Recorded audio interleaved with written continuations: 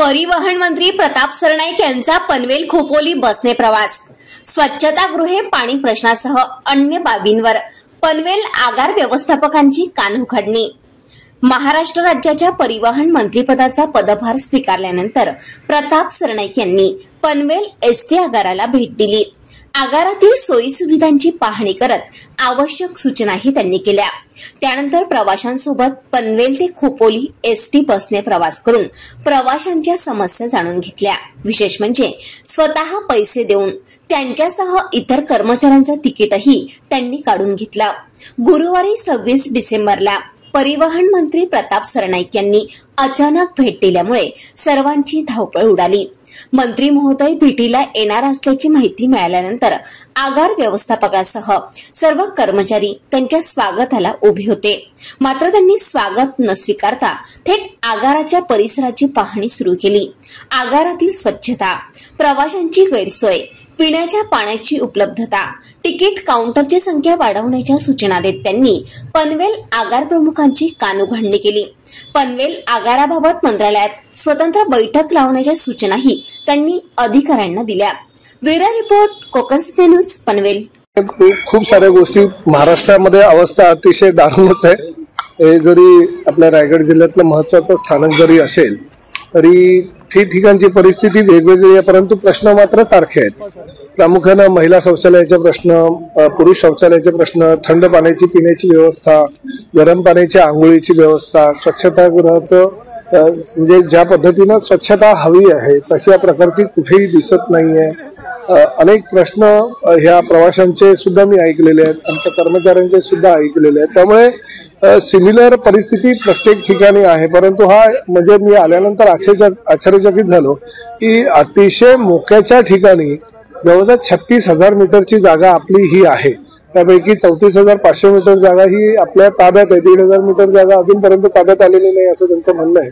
आणि बीओटी तत्वावर हे जे एसटी स्थानक आहे ते दिलेलं आहे ठेकेदाराला, परंतु त्या बाबतीत जी माहिती मी आता घेतोय, परंतु UDCPRचा जो नियम आला हे आता वर्षभरापूर्वी जे मुख्यमंत्री एकनाथ शिंदे साहेबांनी नगरविकास मंत्री त्यांच्याकडे ती जबाबदारी होती, त्यामुळे UDCPRच्या तरतुदीनुसार प्रत्येक मोकळ्या भूखंडावर अतिशय चांगल्या प्रकारचा FSI, काही ठिकाणी तर बिल्डर तो वापरू शकत नाही एवढा FSI दिला जातो।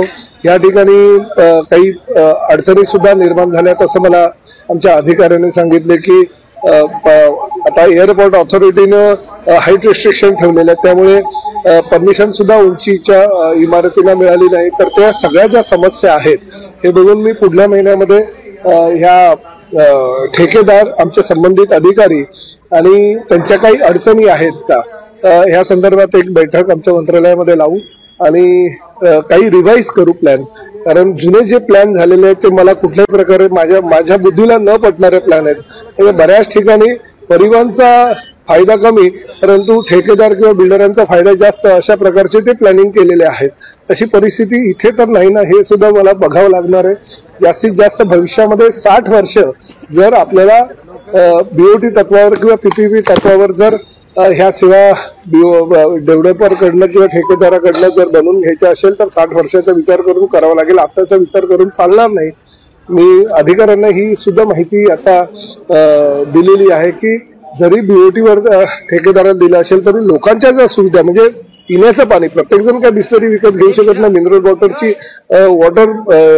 बॉटल तो विकत घेऊ शकत नाही। त्यामुळे त्यांना थंड पिण्याचं पाणी, आमचे जे एसटी कर्मचारी नाईट शिफ्ट करतात त्यांना आंघोळीसाठी किमान गरम पाण्याची व्यवस्था, त्यांना व्यवस्थित झोपायला गादी किंवा बंक बेड, उषा, चादर, ह्या गोष्टी, पंखे, लाईट, ह्या गोष्टी सामान्य प्रश्न आहेत, ते काही मोठेही नाही आहेत की लगेच करू शकणारे असे प्रश्न आहेत, ते आधी द्या।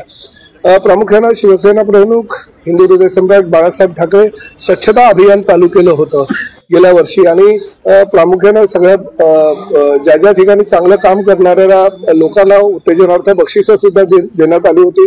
1 वर्ष सुरळीत चालू होतं, परंतु ती आता योजना जवळजवळ बंद पडली की काय असं अशी परिस्थिती झालेली। त्यामुळे ती योजना अजूनपर्यंत चांगल्या प्रकारे कशी कार्यान्वित होईल, बक्षिसाच्या रकमेमध्ये वाढ करून आपल्या लोकांकडनं काम कसं चांगलं करून घेता येईल स्वच्छतेच्या बाबतीत, त्यासाठी मी प्राधान्य देणार।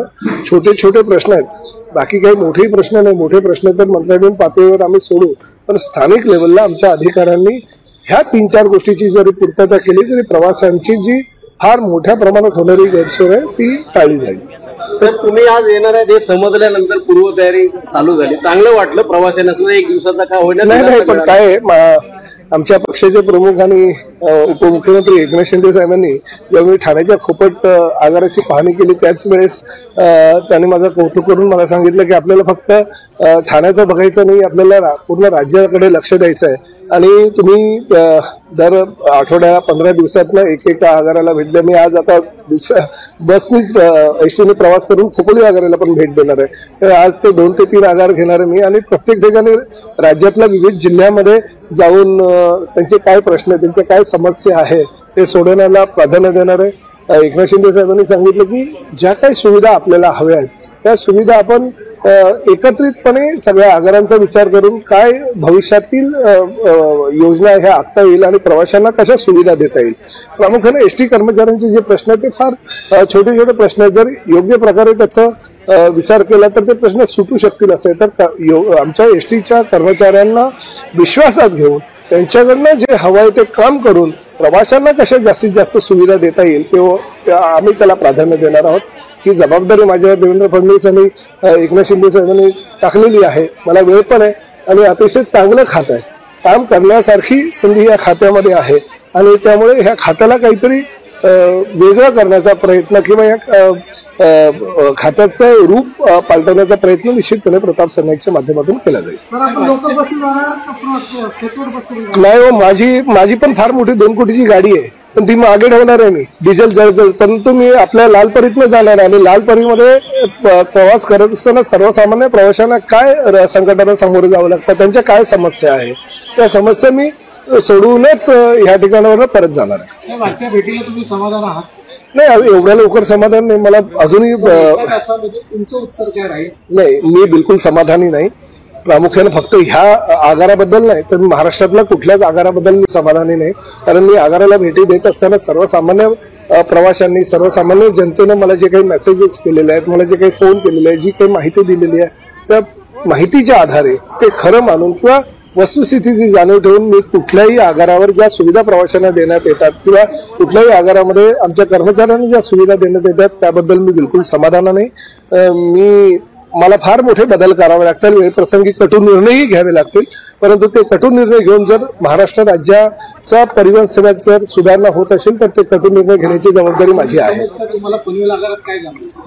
आता ह्या सगळ्या समस्या सगळीकडे सारख्याच आहेत. प्रत्येक ठिकाणी काय कठोर तेच करणं गरजेचं नाहीये, परंतु ह्या सगळ्या एकत्रितपणे समस्या घेऊन एक चांगला ठोस निर्णय आणि चांगला धोरणात्मक निर्णय पूर्ण परिवहन सेवेसाठी कसा करतील त्यासाठी हे सरकार प्राधान्य देईल. पुढचं काय राहील? म्हणजे आता तुम्ही एक भेट झाली, तुम्ही या अधिकाऱ्यांना सुद्धा काय वेळ देणार म्हटलं तर? नाही देणार. आता मला ते पार्किंगच्या गाड्या तुमच्याच लोकांनी दाखवून दिल्या. दुर्दैव आहे की आरटीओच्या पार्किंगच्या गाड्या बाहेर जप्त केल्यावर पार्किंगच्या गाड्या आगारामध्ये ठेवतात. ही काय कोणाच्या बापाची प्रॉपर्टी आहे का? हो, सर्वसामान्य जनतेची प्रॉपर्टी आहे. याच्यामध्ये तुम्ही असा वापर जर करत असाल आणि ते आपलंच डिपार्टमेंट करत असेल तर ते चुकीचं आहे.